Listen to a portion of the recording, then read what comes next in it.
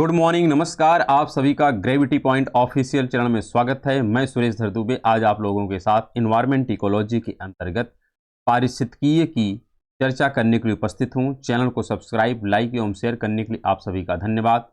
यदि आपने अभी तक चैनल को सब्सक्राइब नहीं किया तो चैनल को सब्सक्राइब करें, लाइक करें एवं प्रमोट करें, जिससे प्रत्येक वीडियो का नोटिफिकेशन आप लोगों तक समय समय पर उपलब्ध हो सके। प्रत्येक वीडियो का पीडीएफ मटेरियल भी टेलीग्राम चैनल पर उपलब्ध है, आप उसे वहां से डाउनलोड करें, जिसका लिंक नीचे कमेंट बॉक्स में दिया गया है। इस प्लेटफॉर्म के माध्यम से आप लोगों को प्रैक्टिस सीरीज, मानचित्र द्वारा विश्व के भूगोल की सीरीज, इन्वायरमेंट इकोलॉजी की सीरीज, साथ में आपको समय समय पर क्विज टाइप के प्रश्न भी उपलब्ध हो रहे हैं। तो आप इन सभी मटेरियल का भरपूर लाभ उठाएं और अपने एग्जाम को बेहतर करने का पूरा प्रयास करें। हमें आशा है कि आप लोग स्वस्थ होंगे, मस्त होंगे और अपनी पढ़ाई में संलग्न होंगे। तो आइए आज हम लोग समझते हैं कि इकोलॉजी अर्थात पारिस्थितिकीय क्या है और इसके कितने टाइप होते हैं और इसका किस प्रकार से फॉर्मेशन होता है। इन तमाम तथ्यों की चर्चा आज की क्लास में हम लोग करेंगे। तो आइए सबसे पहले हम इसकी परिभाषा समझते हैं कि पारिस्थितिकी अर्थात इकोलॉजी का तात्पर्य क्या होता है। वैसे देखा जाए पारिस्थितिकी या इकोलॉजी का यहाँ पर जो संबंध है ये है वैकोलॉजी से। इसी को दो भाषाओं में लिखा जा सकता है और यह जो शब्दावली है यह दी गई थी किसके द्वारा? अर्नेस्ट हैकल के द्वारा। आपसे भी पूछा जा सकता है कि इकोलॉजी या वैकोलॉजी शब्दावली किसके द्वारा दी गई थी? अर्नेस्ट हैकल के द्वारा दी गई थी। और यह ग्रीक भाषा का एक लेटर है जिसमें दो शब्द हैं, एक शब्द है वैकोज और एक शब्द है लोगोज। वैकोज का जो तात्पर्य होता है ये होता है घर या निवास या वास्य, तथा लोगों का अर्थ होता है अध्ययन करना या वर्णन करना। इसका तात्पर्य यही होता है कि निवास या घर या वास क्षेत्र का वर्णन करना। मेन यहाँ पर इकोलॉजी का तात्पर्य यही होता है। यही तथ्य यहाँ पर पूरे कह सकते हैं आज की क्लास में डिस्कस किया जाएगा। यहाँ पर अगर डिस्कस किया जाए एक तथ्य हमको ध्यान में रखना होगा कि पारिस्थितिकीय के अंतर्गत, ध्यान रखिएगा, पारिस्थितिकीय के अंतर्गत ना केवल पौधों एवं जंतुओं तथा उनके पर्यावरण के बीच अंतर संबंधों का भी अध्ययन किया जाता है, वरन मानव समाज तथा उसके भौतिक पर्यावरण के बीच अंतर क्रियाओं का भी अध्ययन यहाँ पर किया जाता है। क्योंकि जब निवास स्थान का अध्ययन किया जाएगा तो इस दौरान हर एक तथ्यों का अध्ययन करना आवश्यक हो जाता है। तो आइए इसको थोड़ा विस्तृत ढंग से हम लोग समझते हैं। यहाँ पर अगर हम बात करें पारिस्थितिकीय का जो वर्गीकरण है ये कितने भागों में बांटा गया है। देखा जाए तो जो पारिस्थितिकीय एक सेक्शन है इसको मुख्य रूप से तीन भागों में बांटा जाता है। एक होता है विषयक सजातीयता के आधार पर, दूसरा होता है निवास क्षेत्र के आधार पर और तीसरा होता है संगठन के स्तर के आधार पर। जो विषयक सजातीयता के आधार है इसके दो टाइप हो जाता है, एक होता है पादप पारिस्थितिकीय, एक होता है जंतु पारिस्थितिकीय। जबकि संगठन के स्तर के आधार पर एक होता है स्व पारिस्थितिकी और एक होता है समुदाय पारिस्थितिकी। समुदाय पारिस्थितिकी को ही कहते हैं जैविक समुदाय। फिर से अगर देखा जाए जो जैविक समुदाय होता है या समुदाय पारिस्थितिकी, इसके प्रमुख रूप से तीन भाग किए जाते हैं। एक होता है जनसंख्या का पारिस्थितिकीय, एक होता है बायोम का पारिस्थितिकी, एक होता है पारिस्थितिकीय तंत्र का पारिस्थितिकी और अगला जो हमारा सेक्शन होगा अध्ययन का वो होगा पारिस्थितिकीय तंत्र। तो पारिस्थितिकीय तंत्र अपने आप में इतना व्यापक है कि इसको एक अलग अध्याय में डिस्कस किया जाएगा और यह जो पारिस्थितिकीय तंत्र है इसी पारिस्थितिकीय का एक प्रकार है। ये बातें स्पष्ट हो गई होंगी कि पारिस्थितिकीय को मुख्य रूप से तीन भागों में बांटा जाता है। एक विषयक सजातीयता के आधार पर है, एक निवास क्षेत्र के आधार पर है और एक संगठन स्तर के आधार पर है। इनका थोड़ा और व्याख्या हम लोग आगे समझते हैं। यहाँ पर अगर बात करें सजातीयता के आधार पर उपविभाजन, तो यहाँ पर आप चाहे सजातीयता कहें या विषयक सजातीयता कहें, दोनों का तात्पर्य एक है। यहाँ पर जो वर्गीकरण किया गया है दो पार्ट इसके हैं, एक का नाम है पादप पारिस्थितिकी और एक का नाम है जंतु पारिस्थितिकी, जैसा आपने यहाँ पर देखा है। तो यहाँ पर अगर बात करें पादप पारिस्थितिकी, तो पादप पारिस्थितिकी को पुनः लघु विभागों में विभक्त किया जाता है और इस विभाजन का जो मुख्य आधार है ये है एकाकी संगठन, अर्थात उसमें जो सिमिलैरिटी है उस सिमिलैरिटी के आधार पर इसका वर्गीकरण किया जाता है। जैसे ओक, अर्थात जहाँ पर ओक टाइप की वनस्पतियाँ पाई जाती हैं वह एक अलग पारिस्थितिकी हो जाता है। पाइन वनस्पतियों का एक अलग पारिस्थितिकी हो जाता है, सागौन वनस्पतियों का एक अलग पारिस्थितिकी हो जाता है। इस प्रकार से एकाकी अर्थात सिमिलरिटी के आधार पर जब हम किसी पादप का वर्गीकरण करते हैं, उसी को कहते हैं हम लोग पादप पारिस्थितिकी, क्योंकि उस पर्टिकुलर वनस्पति का एक यूनिक निवास होगा और वह यूनिक वहाँ का क्लाइमेट होगा, इसलिए वह वनस्पति वहाँ पर विद्यमान है। तो इसका तात्पर्य है कि जो पादप पारिस्थितिकी है, इसका हम लोग पुनः वर्गीकरण कर सकते हैं एकाकी संगठन के आधार पर। इसी प्रकार जो जंतु पारिस्थितिकी होता है, अब ऐसा तो है नहीं कि हर प्रकार के जंतु एक ही प्रकार के क्लाइमेट में रह सकते हैं, हर प्रकार का वनस्पति एक ही क्लाइमेट में रह नहीं सकता है, इसीलिए पादप का भी पुनः वर्गीकरण किया जाता है और जंतु पारिस्थितिकी का पुनः वर्गीकरण किया जाता है। और जंतु पारिस्थितिकी को जो है लघु विभागों में विभक्त किया गया है और इस उपविभाजन का आधार भी एकाकीय संगठक है, अर्थात यूनिक। यहाँ पर बात किया जाए, जैसे अब कीट का जो क्लाइमेट या जो आवास है, वह आवास या क्लाइमेट बैक्टीरिया का तो हो नहीं सकता, बैक्टीरिया का एक अलग प्रकार का क्लाइमेट और एक अलग प्रकार का निवास स्थान हो सकता है, और जो मत्स्यन का होगा वो वन्य का नहीं होगा। अर्थात हर प्रकार के स्पीसीज का एक स्पेशल आवास होता है जिसमें वह व्यवस्थित पूर्वक रहता है, क्योंकि इस पूरा पारिस्थितिकी का तात्पर्य ही होता है उसके आवास का अध्ययन करना। तो हर प्रकार का स्पीसीज, चाहे वह पादप हो चाहे वह जंतु हो, सबका एक अलग प्रकार का आवास होता है, इसलिए उसको अलग अलग प्रकार से हम अध्ययन करते हैं। यहाँ पर बात किया जा रहा है कि ज्ञातव्य है कि जीवों के दो वर्ग, अर्थात एक होता है पौधा और एक होता है जंतु, फ्लोरा और फौना, इतने अविभाज्य हैं तथा एक दूसरे से इतने अधिक अंतर संबंधित हैं कि एकाकी प्रजाति के पारिस्थितिकी अध्ययन के लिए एकाकी जीव को जैव समूहों से अलग करना न केवल अनुचित है वरन तर्क संगत भी नहीं है। यह कहना ये चाहते हैं कि इनका हम अध्ययन, भले अध्ययन के दृष्टिकोण से इनको हम अलग अलग पढ़ते हैं, लेकिन इनको अलग करना कहीं से भी तर्क संगत नहीं है और यह अनुचित भी है, क्योंकि सब एक दूसरे से अंतर संबंधित होते हैं। इसलिए यहाँ पर बात कही जा रही है कि अतः पादप का यह वर्गीकरण कम से कम पर्यावरण भूगोल के लिए वर्तमान समय में स्वीकार नहीं है।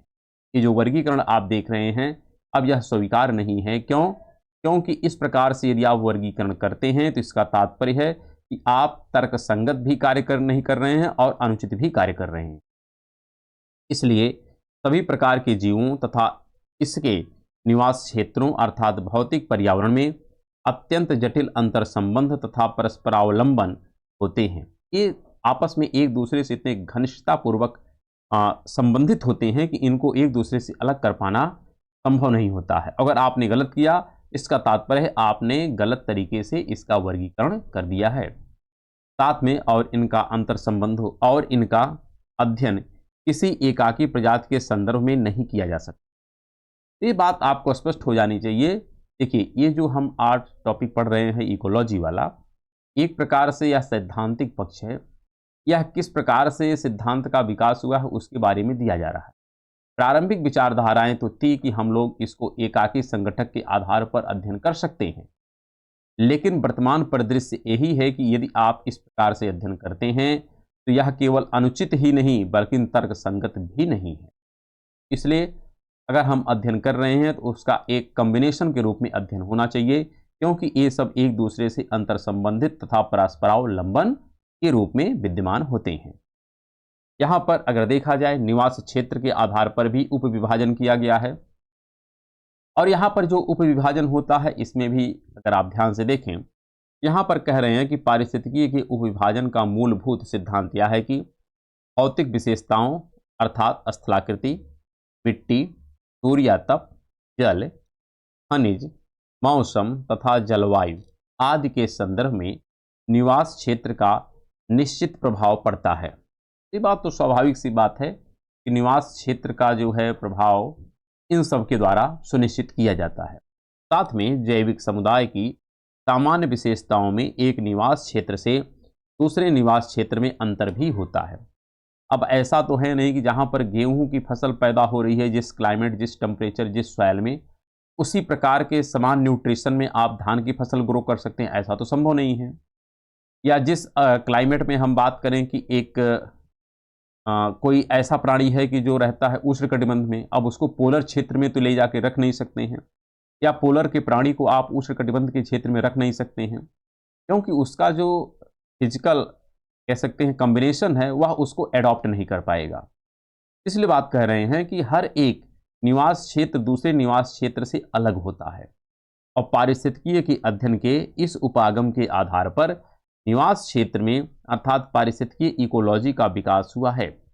निवास क्षेत्र पारिस्थितिकीय का निवास क्षेत्र की विशेषताओं तथा उसमें रहने वाले जीवों एवं उसके निवास क्षेत्र के बीच संबंधों के आधार पर पुनः उपभागों में विभाजित किया जाता है।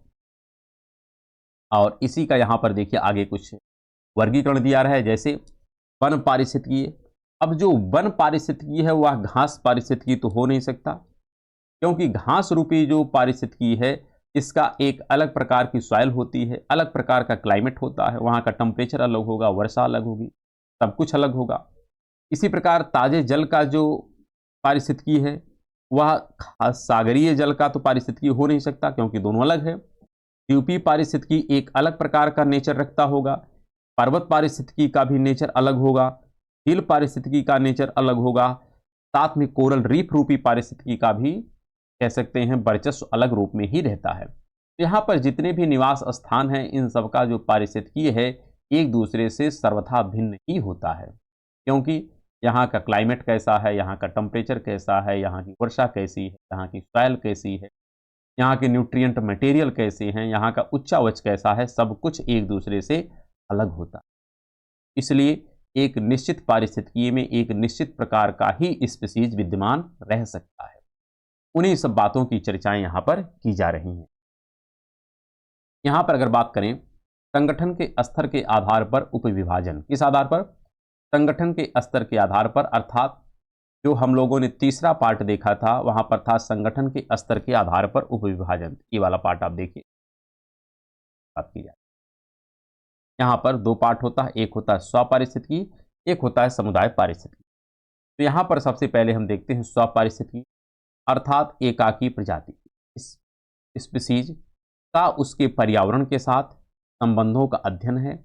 अतः स्पष्ट है कि स्वपारिस्थितिकीय उपागम अर्थात एटकोलॉजी अप्रोच के अंतर्गत एकाकी प्रजाति अध्ययन की मूलभूत इकाई होती है, जिसके तहत प्रजाति के विभिन्न पक्षों यथा प्रजातियों के भौगोलिक वितरण, उनकी आकारकीय एवं वर्गीकरण विषयक स्थितियों, उनके जीवन चक्र तथा अनुक्रम और उनकी वृद्धि एवं विकास की विभिन्न कारकों का अध्ययन किया जाता है।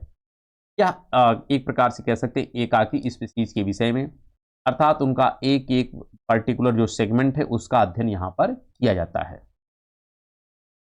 इसी प्रकार अगर समुदाय पारिस्थितिकी के विषय में हम डिस्कस करें तो समुदाय पारिस्थितिकी का जो तात्पर्य होता है यहाँ पर है कि जीवों के समूहों अर्थात जैविक समुदायों के जटिल अंतर संबंधों का अध्ययन है, क्योंकि समस्त, ध्यान रखिएगा, ये सबसे प्रमाणित होता है और इसी रूप में अध्ययन भी किया जाता है, क्योंकि समस्त जो जीवधारी होती हैं, चाहे उसमें पौधे हों, चाहे जंतु हों, चाहे सूक्ष्म जीव हों, यह एक दूसरे को पारस्परिक रूप से प्रभावित करते हैं और अपने निवास क्षेत्रों या प्राकृतिक पर्यावरण के साथ पारस्परिक क्रिया करते हैं।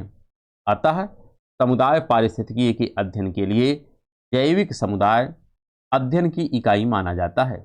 देखिए, मेन रूप में अध्ययन इसी स्तर पर होता है। यदि आप इससे छोटे स्तर पर अध्ययन कर रहे हैं तो इसका तात्पर्य है आप एक प्रकार से इकोलॉजी का अध्ययन नहीं कर रहे हैं, बल्कि आप उस पर्टिकुलर स्पीशीज का अध्ययन कर रहे हैं। लेकिन यदि आप इकोलॉजी का अध्ययन करते हैं तो इकोलॉजी में जो सबसे बेहतर अध्ययन का तरीका है वह है समुदाय पारिस्थितिकी का ही अध्ययन होता है। समुदाय पारिस्थितिकी को पुनः कई उपविभागों में विभाजित किया जाता है, जैसे जनसंख्या पारिस्थितिकी, बायोम पारिस्थितिकी तथा पारिस्थितिकी तंत्र पारिस्थितिकी। अब इसी में अगर जनसंख्या पारिस्थितिकी के विषय में डिस्कस किया जाए तो यहाँ पर है कि इसके अंतर्गत एक प्रजाति के जीवों के मध्य पारस्परिक क्रियाओं का अध्ययन किया जाता है। क्योंकि जैसे मान लेते हैं कि गाय है, तो गाय एक प्रकार का, जितनी गाय है उस सब पॉपुलेशन हो जाती है। मान लेते हैं जैसे सागौन का पौधा है, तो सागौन के जो पौधे हैं यह आपस में भी तो क्रिया और प्रतिक्रिया करते हैं, तो यह उसी की बात कर रहा है। इसके अंतर्गत एक ही प्रजाति के जीवों के मध्य पारस्परिक क्रियाओं का अध्ययन किया जाता है। इसी प्रकार अगर बायोम पारिस्थितिकी के विषय में डिस्कस किया जाए, इसका तात्पर्य होता है कि इसके अंतर्गत किसी खास क्षेत्र में समान जलवायु संबंधी दशाओं के अंतर्गत एक से अधिक जैविक समुदायों के अनुक्रम की विभिन्न अवस्थाओं में पारस्परिक क्रियाओं तथा अंतर संबंधों का अध्ययन किया जाता है। इसका तात्पर्य है कि सपोज दैट एक ही प्रकार का क्लाइमेट है और एक ही प्रकार की सॉयल है, और इस क्लाइमेट और इस सॉयल में एक ही टाइम फ्रेम में आप दो प्रकार की फसलों को देख सकते हैं। तो ये दो प्रकार की फसलें हैं, लेकिन दोनों के लिए जो टेम्परेचर है या दोनों के लिए जो सॉयल है लगभग एक समान है। हाँ, माइन्यूट स्तर पर कुछ डिफरेंस हैं वहाँ पर न्यूट्रिशन के स्तर पर, लेकिन फिर भी लगभग समानता है। तो इस आधार पर ये जो दो स्पीसीज आप देख रहे हैं या दो से अधिक स्पीसीज जो एक ही प्रकार के क्लाइमेट या जलवायु की दशाओं में विद्यमान हैं, इनके मध्य में भी पारस्परिक क्या होती हैं, क्रियाएं होती हैं और अंतर संबंध होता है। यदि इस स्तर का हम अध्ययन करते हैं तो उसको बायोम पारिस्थितिकी का नाम दिया जाता है। साथ में जो सबसे व्यापक अध्ययन का दृष्टिकोण होता है वह होता है पारिस्थितिकीय तंत्र पारिस्थितिकी।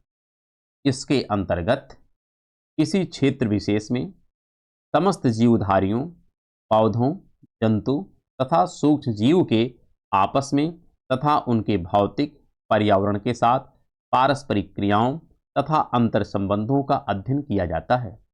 अतः पारिस्थितिकीय तंत्र का अध्ययन, ध्यान रखिएगा यहाँ पर ये लगता है रिपीट कर गया, अतः पारिस्थितिकीय तंत्र का अध्ययन जो है यह अध्ययन की आधारभूत इकाई है। आपको ध्यान रखना है, जो पारिस्थितिकीय तंत्र है यह पारिस्थितिकीय का क्या है, आधारभूत इकाई है। और पारिस्थितिकीय तंत्र इस प्रकार एक कार्यशील क्षेत्रीय इकाई होता है जिसकी रचना जैविक एवं भौतिक संगठकों द्वारा होती है। और इसका व्यापक डिस्कशन हम लोग अगले एपिसोड में करेंगे ही कि पारिस्थितिकीय तंत्र क्या होता है। साथ में यहाँ पर बात किया जा रहा है कि पर्यावरण भूगोल के अध्ययन का मूल आधार पारिस्थितिकीय तंत्र पारिस्थितिकीय ही होता है। इसका तात्पर्य है कि पर्यावरण भूगोल का जो मेन क्रक्स है जिसके द्वारा हम संपूर्ण पर्यावरण का डिस्क्रिप्शन करते हैं वह पारिस्थितिकीय तंत्र पारिस्थितिकीय ही होता है। अर्थात पारिस्थितिकीय का एक टाइप है जिसका नाम है पारिस्थितिकीय तंत्र। इसी के आधार पर हम समस्त इन्वायरमेंट इकोलॉजी का डिस्कशन करते हैं, क्योंकि यही में सब कुछ विद्यमान होता है। यहाँ पर अगर आगे देखा जाए तो पारिस्थितिकीय के कुछ नियम होते हैं जो हमको ध्यान में रखना होगा। पारिस्थितिकी के कुछ नियम क्या हैं? यहाँ पर सबसे पहला नियम यही है कि प्राकृतिक पारिस्थितिकीय तंत्र पारिस्थितिकीय अध्ययन की आधारभूत इकाई होती है। ध्यान रखिएगा, तो पारिस्थितिकीय तंत्र है यह पारिस्थितिकीय अध्ययन की आधारभूत इकाई है। दूसरा, बृहत्तम मापक पर संपूर्ण जीवमंडल एक पारिस्थितिकीय तंत्र क्या है, एक पारिस्थितिकीय तंत्र है जिसके अजैविक एवं जैविक संगठक घनिष्ठ रूप से अंतर संबंधित होते हैं। का भी डिस्कशन हम लोग आगे करेंगे। साथ में पृथ्वी पर प्रतिपालित जीवन अर्थात सस्टेन्ड लाइफ पारस्परिक तंत्र की प्रमुख विशेषता होती है, ये भी एक नियम है। साथ में जब हम किसी वस्तु को फेंक देते हैं तो वह अदृश्य नहीं होती है, बल्कि प्राकृतिक पारिस्थितिकीय तंत्र में सभी पदार्थ की पुनर्व्यवस्था एवं चक्रीय मार्गों जिसको कहते हैं जैव भू रसायन चक्र द्वारा उनका चक्रण अर्थात साइक्लिंग एवं पुनर्चक्रण की प्रक्रिया संपन्न होती है। तो यह भी इसका एक मूलभूत सिद्धांत है, किसका, पारिस्थितिकी। यहाँ पर आपसे कभी काल प्रश्न पूछा जाता है कि पारिस्थितिकी निकेत या कर्मता किसे कहते हैं। तो इसके बारे में जो बताया गया है ये जोसेफ ग्रेनल द्वारा बताया गया है 1917 में। यहाँ पर क्या बताया गया है तो इसको ध्यान से समझिएगा। इसी को कहते हैं हम लोग इकोलॉजिकल नीचे या पारिस्थितिकीय निकेत या कर्मता। यहाँ पर इसका तात्पर्य है एक प्राकृतिक पारिस्थितिकीय तंत्र में पौधों एवं जंतुओं की कई प्रजातियां होती विभिन्न तरीके से सक्रिय होती हैं, अतः प्रत्येक प्रजाति के अस्तित्व के लिए आवश्यक पर्यावरण की दशाएं सुलभ होती। पारिस्थितिकीय निकेत कहते हैं किसी खास निशे की एक प्रजाति दूसरे निशे में नहीं पनप सकती। इसका तात्पर्य यही है कि हर एक स्पीसीज के कह सकते हैं विकास के लिए या उसकी संपन्नता के लिए एक निश्चित निशे ही होता है जहां पर वह रह सकती है। उसको किसी दूसरे निशे में हम नहीं रख सकते। तो यहाँ पर उसी को कहते हैं स्मरणीय रहे कि खास पारिस्थितिकीय तंत्र में कई निशे होते हैं, लेकिन यहाँ पर ध्यान रखना है कि प्रजातियों द्वारा प्राकृतिक संसाधनों को प्राप्त करने के लिए नए तरीकों में विकास के साथ साथ पारिस्थितिकी निशे में कालिक परिवर्तन अर्थात टेम्पोरल चेंज होते रहते हैं। इस तरह दो प्रजातियां एक ही निशे में निवास नहीं कर सकती हैं और ऐसी स्थिति में प्रतिस्पर्धात्मक निष्कासन का नियम काम करता है, लॉ ऑफ कॉम्पिटिटिव एक्सक्लूशन कार्य करता है। आप स्वयं सोचिए, समाज में हर जगह ये रहता है कि जब एक ही क्षेत्र में दो लोग कह सकते हैं दावेदारी पेश करते हैं, तो वहां से जो सबल होता है वह अपना स्थान बना लेता है, जो कमजोर पड़ता है उसको वहां से हटना पड़ता है। तो प्रकृति में भी ये सारी चीजें विद्यमान होती हैं, अर्थात एक पर्टिकुलर जो क्षेत्र है वह पर्टिकुलर क्षेत्र किसी एक स्पीसीज के लिए ही स्पेशल तरीके से वह डिजाइन है। अगर वहां पर एक से अधिक स्पीसीज आ रही है, इसका तात्पर्य है उसमें से जो सशक्त स्पीसीज होगा वही विद्यमान रहेगा और जो कमजोर होगा उसका क्या होगा, वहां से निष्कासन हो जाए। उसी को कहते हैं पारिस्थितिकीय निकेत या कर्मता, अर्थात यहाँ पर संघर्ष का जीवन है। प्रकृति में कोई भी चीजें सहजता से आपको प्राप्त नहीं हो सकती। तो ये सारी बातें यहाँ पर डिस्कस की गई हैं। साथ में यहाँ पर यह भी ध्यान रखना है कि इस नियम के अनुसार दो प्रजातियां एक ही पारिस्थितिकीय निशे का उपयोग नहीं कर सकती तथा लंबे समय तक एक ही आवास में एक ही प्रकार के संसाधन के लिए प्रतिस्पर्धा नहीं कर सकती।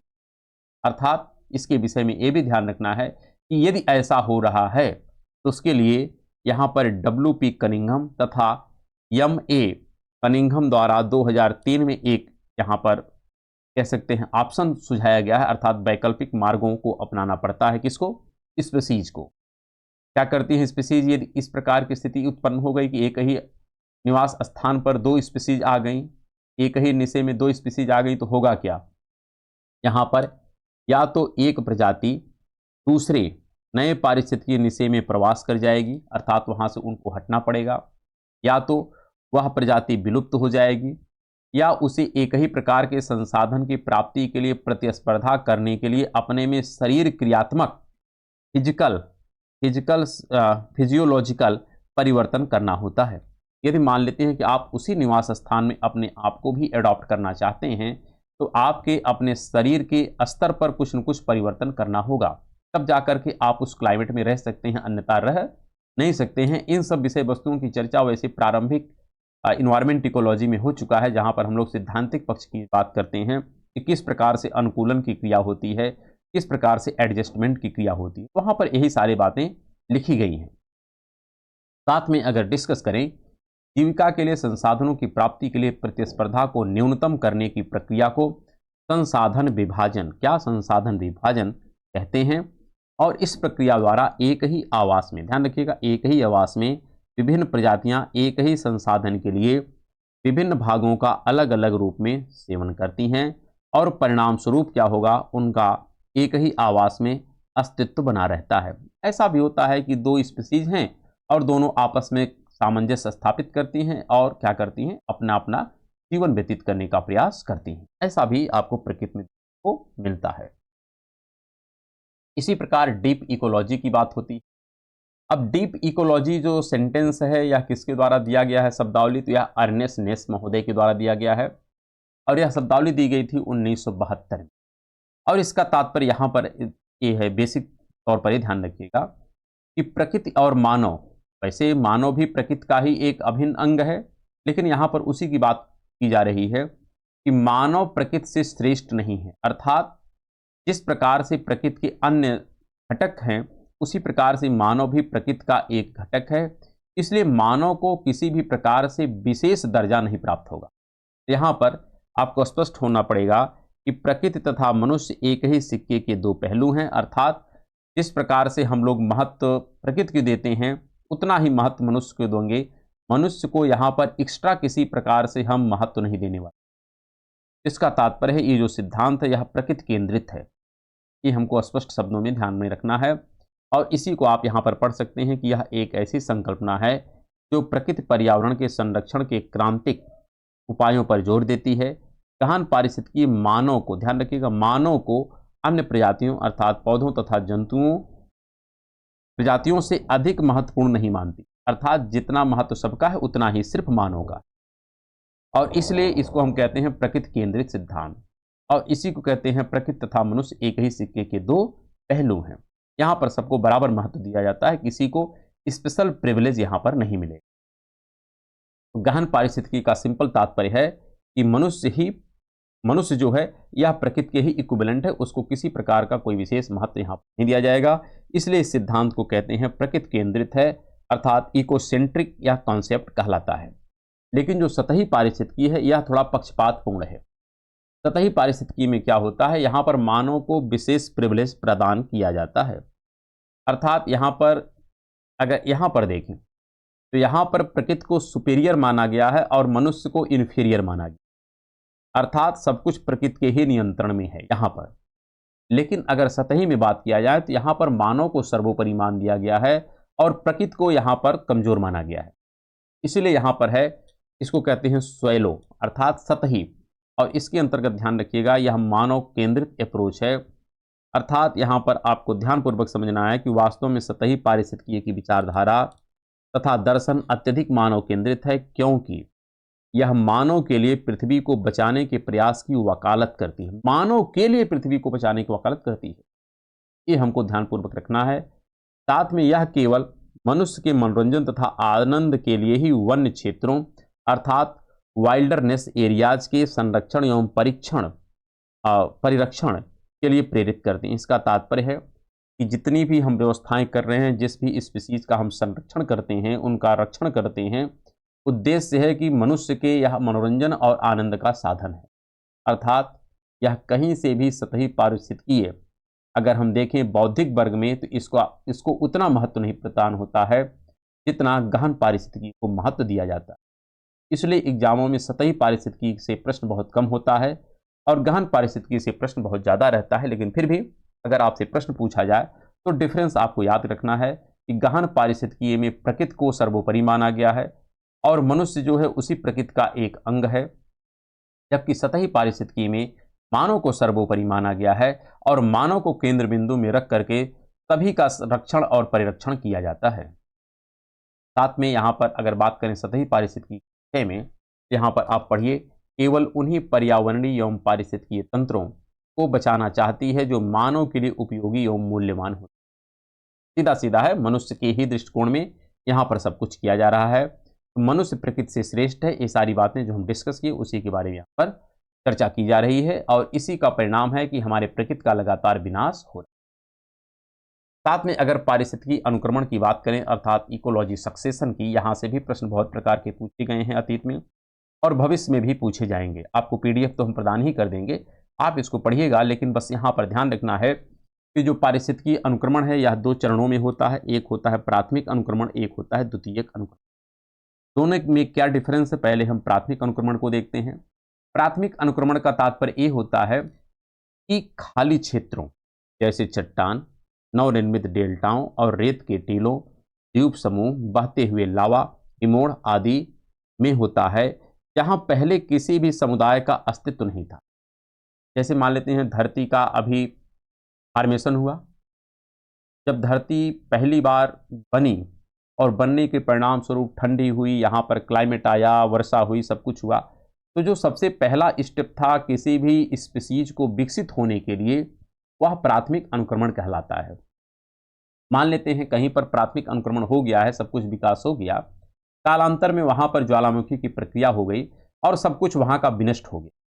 तो फिर से जब वहाँ पर जब किसी भी प्रकार की स्पीसीज को विकास करने के लिए जो संघर्ष करना पड़ता है और जो सबसे पहले स्पीसीज वहाँ पर डेवलप होगी वही प्राथमिक अनुक्रमण के दायरे में आती है।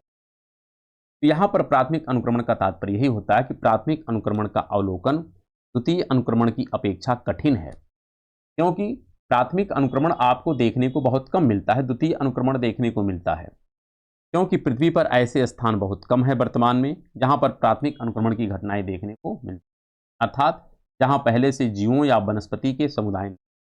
अब पृथ्वी पर आप प्रत्येक स्थान पर देख सकते हैं किसी न किसी रूप में वहाँ पर जीवन है पहले से, इसलिए प्राथमिक अनुक्रमण की घटनाएं वर्तमान में देखने को बहुत कम मिलती हैं। हाँ, जब वहाँ पर किसी प्रकार की कोई घटना घटित होती है तो आपको इस प्रकार की स्थितियां देखने को मिलती हैं, लेकिन ये भी इतने लंबे कालखंड में होती है कि इसको आइडेंटिफाई कर पाना थोड़ा मुश्किल होता है। इसके अतिरिक्त प्राथमिक अनुक्रमण में द्वितीयक अनुक्रमण की अपेक्षा अधिक समय लगता है। स्वाभाविक सी बात है, वहां पर जब सब कुछ अभी किसी जीवन के योग्य है नहीं, तो सब कुछ को फॉर्मेट होने में, सब कुछ को बनने में लंबा वक्त लगेगा। अर्थात वहां का भी मृदा का फॉर्मेशन होगा, वहाँ का क्लाइमेट उसके अनुकूल होगा, तब तो जाकर के वहाँ पर किसी प्रकार की वनस्पति या किसी प्रकार के अन्य प्राणियों का विकास होगा। जबकि जो द्वितीयक अनुक्रमण होता है, इसको विकसित होने में बहुत कम समय लगता है, क्योंकि वहाँ पर पहले से ही मृदा मौजूद होती है। अब मान लेते हैं कहीं पर मृदा है लेकिन वहाँ पर कोई वनस्पति नहीं है, तो वहाँ पर वनस्पति को विकसित होने में कम वक्त लगेगा। अब मान लेते हैं कोई मैग्मा है, मैग्मा को अब मिट्टी बनने में लंबा वक्त लगेगा। जब मिट्टी बनेगी तब तो जाके वहां वनस्पति का विकास होगा। तो इस प्रकार से प्राथमिक अनुक्रमण में बहुत लंबा वक्त लगता है, जबकि द्वितीयक अनुक्रमण में बहुत कम वक्त लगता है, क्योंकि वहां पर पहले से मृदा मौजूद होती है। लेकिन यहां पर भी अगर बात करें, प्राथमिक अनुक्रमण में भी दो पार्ट होता है। एक होता है अग्रगामी समुदाय, एक होता है अनुक्रमिक समुदाय। अर्थात यहां पर इसको ध्यान से समझिए, वे समुदाय अग्रगामी समुदाय कहलाते हैं जो खाली क्षेत्र को सबसे पहले अपना वास स्थान बनाते हैं। अर्थात कोई रिक्त स्थान है, वहां पर जब पहली बार कोई स्पीसीज अपना स्थान, मतलब अपना निवास स्थान चयनित करती है, तो उसको कहते हैं अग्रगामी। अग्रगामी प्रजाति की वृद्धि दर जो होती है, यह बहुत अधिक होती है। प्रजाति की वृद्धि दर बहुत अधिक होती है, किंतु इसका जीवन काल बहुत कम होता है। इस डिफरेंस को हमको ध्यान में रखना है। लेकिन यहाँ पर एक बात ये भी ध्यान रखना है, इसलिए अग्रगामी जो समुदाय होता है की जगह ऐसा समुदाय स्थान ले लेता है जिसमें विभिन्न प्रजातियों का, जब जो अग्रगामी है इसका टाइम फ्रेम बहुत कम है।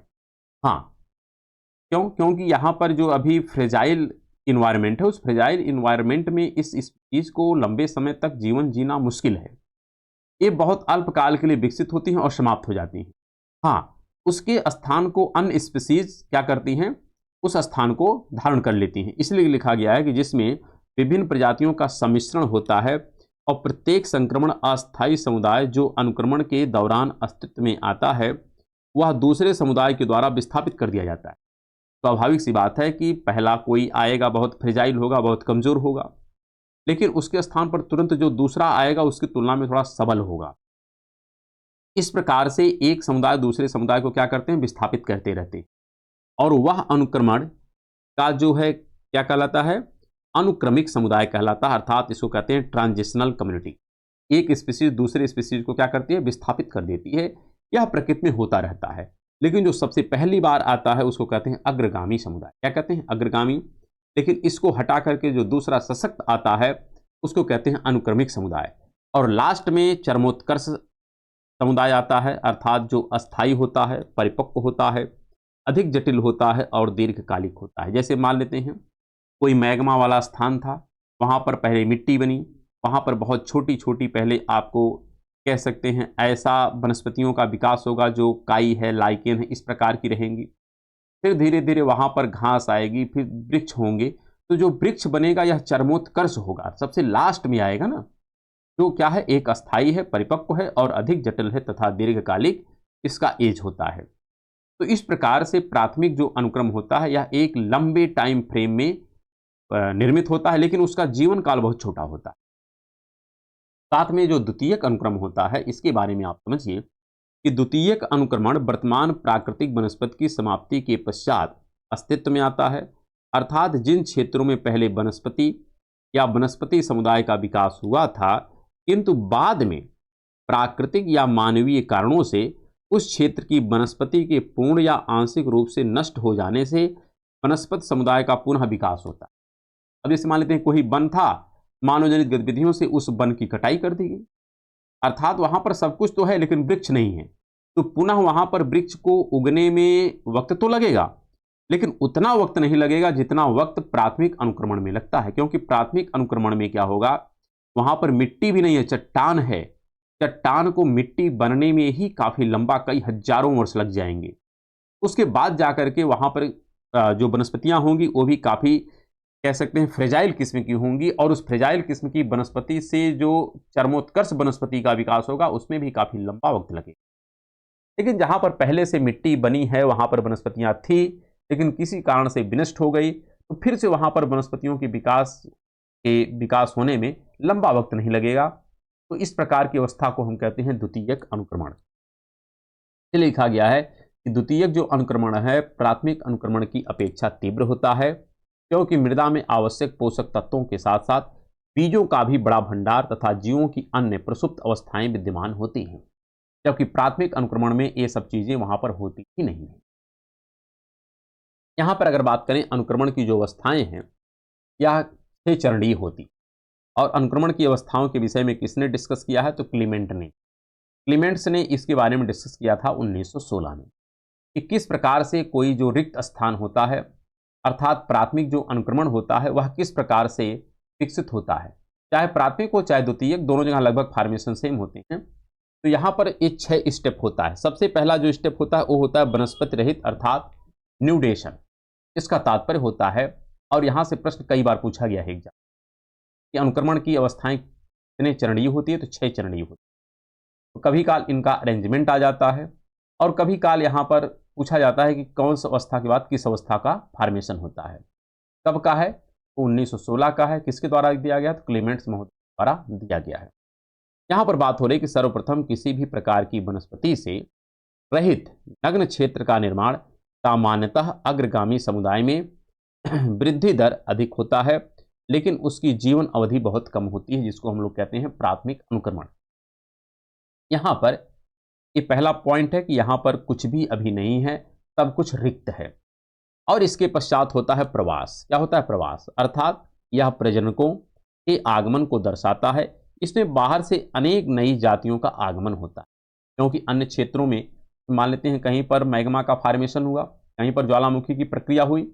इसका तात्पर्य तो ये नहीं है कि पूरे पृथ्वी पर कहीं पर वनस्पतियां या कहीं पर अन्य प्राणी नहीं है, विद्यमान हैं, लेकिन ये लोग यहाँ से पलायन करके उस क्षेत्र में जाएंगे जहां पर अब कुछ भी नहीं है। तो अगर मान लेते हैं किसी क्षेत्र से कोई स्पीसीज नए क्षेत्र में जा रही है जो वनस्पति रहित है, उस प्रक्रिया को कहते हैं प्रवास। क्या करते हैं? माइग्रेशन। और माइग्रेशन के पश्चात जो तीसरी अवस्था होती है ये होती है स्थापन। और इस प्रक्रिया में क्या होता है? निकट क्षेत्रों से प्रकीर्णन के विभिन्न माध्यमों से फलों बीजों के अनेक प्रजातियों का नवीन स्थान पर अंकुरण होता है। क्या होता है? अंकुरण होता है। ठीक, तो सबसे पहला रिक्त स्थान, दूसरे में किसी स्थान से उस नए स्थान पर बीजों का आगमन होता है, फिर बीजों का यहाँ पर जनन होगा, अंकुरण होगा। इसके पश्चात जब कई प्रकार की स्पीसीज एक ही क्षेत्र में विकसित होती हैं तो इन स्पीसीजों को आपस में क्या करना पड़ता है? प्रतिस्पर्धा करनी पड़ती है। क्या करनी पड़ती? स्पर्धा। जैसे विकसित पौधों के मध्य संसाधन व स्थान के लिए प्रतिस्पर्धा होती है। आप इक्वेटोरियल बेल्ट में देखिए, वहां पर वनस्पतियां कई बितान में पाई जाती हैं। तो यहाँ पर वनस्पतियां क्या करती हैं? स्थान को तथा प्रकाश को या संसाधन को प्राप्त करने के लिए संघर्ष करती रहती है। वहां पर प्रतिस्पर्धा होती है। साथ में यहाँ पर प्रतिक्रिया होती है, अर्थात इस चरण में जो होता है जैविक एवं अजैविक घटकों के मध्य प्रतिक्रिया शुरू हो जाती है, क्योंकि वनस्पतियों का विकास हो गया। तो अब इन्वायरमेंट से क्या करते हैं? वह क्रिया और प्रतिक्रिया करने लगते हैं, और इसी दौरान क्या होता है? मनुष्यों का भी प्रभाव पड़ने लगता है। साथ ही पादप प्रजाति दूसरी प्रजाति का स्थान ले लेती है। और लास्ट में जो होता है यह होता है स्थिरीकरण, अर्थात चरमोत्कर्ष। वहां पर इस का विकास होता है। तो प्रजातियों की जनसंख्या का अंतिम समस्थितिकीय की दशा प्राप्त करना, और यह समस्थितिकीय स्थानीय तथा प्रादेशिक आवास की संतुलित दशाओं के संदर्भ में होती है। एक प्रकार से आपसे प्रश्न पूछा जाता है कि जो अनुक्रमण की अवस्थाएं होती हैं यह 6 चरणीय होती है, और किसके पश्चात कौन सा चरण होता है, साथ में किस अवस्था में कौन सी घटना घटित होती है। यहाँ से प्रश्न बहुत ज़्यादा पूछा जाता है, और एक प्रकार से अगर देखा जाए तो यह वेरी इंपॉर्टेंट टॉपिक है। यहाँ से आपके प्रश्न आने की संभावना हमेशा बनी रहती है, इसलिए इसको बहुत ध्यान से समझिएगा। और वैसे इन्वायरमेंट इकोलॉजी में जितने भी सेक्शन हैं सब कहीं ना कहीं महत्वपूर्ण ही है, इसलिए इसको ध्यान से देखना ही है। साथ में यहाँ पर अगर बात करें जैविक अन्योन्य क्रिया का, क्योंकि प्रकृति में अगर हैं तो प्रकृति में हर कह सकते हैं स्पीसीज एक दूसरे से क्रिया और प्रतिक्रिया करते ही रहते हैं, और यहाँ तक जैविक और अजैविक का भी आपस में क्रिया और प्रतिक्रिया होता रहता है। तो कितने प्रकार की अन्योन्य क्रियाएं होती हैं, अर्थात इंटरेक्शन होता है प्रकृति में, उसी के बारे में यहाँ पर डिस्कस किया। प्रकृति में कितने प्रकार के इंटरेक्शन संभव हैं, उन सब का यहाँ पर डिस्क्रिप्शन दिया गया है। अगर इनके विषय में देखा जाए तो पहला तो इंटरेक्शन यही होता है, और वह इंटरेक्शन ये है कि दोनों में से किसी के ऊपर कोई, देखो यहाँ पर निगेटिव का तात्पर्य है कि यह प्रभावित हो रहा, अर्थात इसको नुकसान हो रहा, और जीरो का तात्पर्य है कि इसको किसी प्रकार से ना तो फायदा हो रहा है ना तो नुकसान हो रहा है, अर्थात यह अप्रभावित है।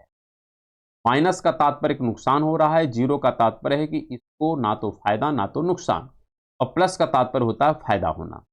इसका मतलब एक स्पीसीज है जिसको नुकसान हो रहा है, दूसरी स्पीसीज है जिसको किसी प्रकार का कोई प्रभाव नहीं होता है। अगर इस प्रकार का इंटरेक्शन हो रहा है प्रकृति में, इसको हम कहते हैं असहभोजिता का रिलेशन। इस रिलेशन को क्या कहते हैं? असहभोजिता का रिलेशन। आपसे प्रश्न पूछा जा सकता है, एक प्रजाति नुकसान में रहती है जबकि दूसरी प्रजाति अप्रभावित रहती है, उदाहरण पेनिसिलियम कवक और बैक्टीरिया का है, इस रिलेशन को हम क्या नाम देते हैं? इसका नाम होता है असहभोजिता का रिलेशन, जिसमें एक का नुकसान और दूसरा अप्रभावित हो। इसी रिलेशन का नाम है असहभोजिता का सिद्धांत। प्रश्न खूब पूछा जाता है।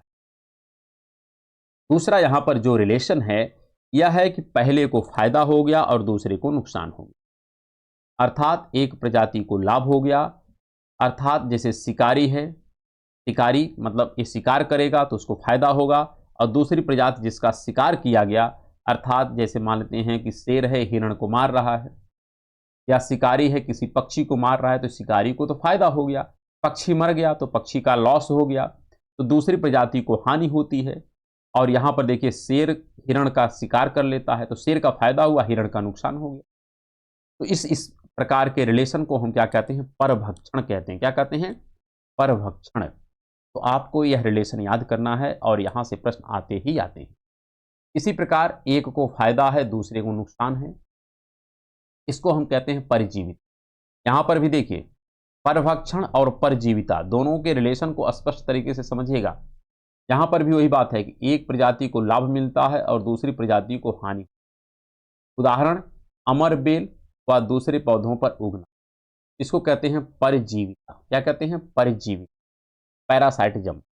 इसी प्रकार दोनों को नुकसान हो रहा, फायदा तो किसी को नहीं और दोनों को क्या हो रहा है? दोनों प्रजातियां प्रभावित होती हैं। उदाहरण के लिए अगर मान लेते हैं कि कहीं से भोजन का अगर भोजन किसी भी प्रकृति क्षेत्र से अगर समाप्त हो जाए तो वहाँ पर विद्यमान जितने स्पीसीज हैं सब प्रभावित हो जाएंगे। अगर कोई आवास है उस आवास में किसी प्रकार की समस्या हो जाए तो भी वहाँ पर विद्यमान सभी स्पीसीज प्रभावित हो जाएंगे। यहाँ पर उदाहरण लिख रहा है जैसे चूहे की कमी यदि हो जाए तो इसका प्रभाव बिल्ली पर भी नजर आएगा और सांप पर नजर आएगा। तो इसका मतलब है बिल्ली भी प्रभावित हो गई और सांप भी प्रभावित हो गई। किसी एक के अभाव से जब प्रभाव दोनों के ऊपर नजर आता है तो उसको कहते हैं प्रतिस्पर्धा। प्रतिस्पर्धा हो जाती है। मान लेते हैं भोजन एक है और खाने वाले 10 हैं, तो यहाँ पर प्रतिस्पर्धा होगी। साथ में सहभोजिता का भी तात्पर्य एक होता है कि एक को फायदा और दूसरे को किसी प्रकार का कोई नुकसान ना हो, अर्थात एक प्रजाति को लाभ हो गया और दूसरी प्रजाति अप्रभावित रहती है। जैसे चूसक है, यह शार्क मछली की सतह पर मतलब उसकी स्किन पर चिपकी रहती है, तो इससे क्या होता है? चूसक को तो फायदा होता है लेकिन शार्क मछली को किसी प्रकार का कोई नुकसान नहीं होता है। तो इस प्रकार के रिलेशन को कहते हैं सहभोजिता का रिलेशन। साथ में यहाँ पर जब दोनों स्पीसीज को फायदा होता है, विन विन सिचुएशन होती है, और इसी रिलेशन को हम कहते हैं सहभोजिता सहजीविता का रिलेशन। और इसी प्रकार का रिलेशन हम लोग पढ़ते हैं कोरल में, इंडोसिम्बायोटिक रिलेशन। उसकी चर्चा हम लोग कार्यक्रम में करेंगे, लेकिन यहाँ पर है कि दोनों प्रजातियां लाभान्वित होती, जैसे लाइकेन जहां कवक शैवाल को सुरक्षा देता है तथा शैवाल कवक को क्या करता है? भोजन प्रदान करता है। एक प्रकार से कवक जो है शैवाल की सुरक्षा करता है और शैवाल क्या करता है? कवक को भोजन प्रदान करता है। तो दोनों का यहाँ पर फायदा ही फायदा है। साथ में तटस्थता भी होती है, उदासीनता होती है, अर्थात दोनों का एक दूसरे से कोई संबंध ना हो, अर्थात दोनों एक दूसरे के प्रभावित ना करें। तो इस प्रकार के रिलेशन को कहते हैं तटस्थता अर्थात उदासीनता का रिलेशन। तो इस प्रकार से प्रकृति में अगर देखें तो कई प्रकार के रिलेशनशिप देखने को मिलते हैं और इस रिलेशनशिप से प्रश्न खूब पूछे जाते हैं। इसलिए आपको इनको कंठस्थ कर लेना है, याद कर लेना है। पीडीएफ हम प्रदान ही कर रहे हैं, तो आप पीडीएफ ले लीजिए और पीडीएफ लेकर के इन सब पॉइंटों को आप जहां तक हो सकता है याद करने का। बाकी यहाँ पर किसका क्या तात्पर्य है, ये बातें यहाँ पर हम पहले ही स्पष्ट कर चुके हैं, उसी का यहाँ पर डिस्क्रिप्शन है। अब शेष चर्चाएं जो इकोसिस्टम की है, यह कल के क्लास में होगी, तो हम लोग मिलेंगे कल के क्लास में। तब तक के लिए नमस्कार, धन्यवाद।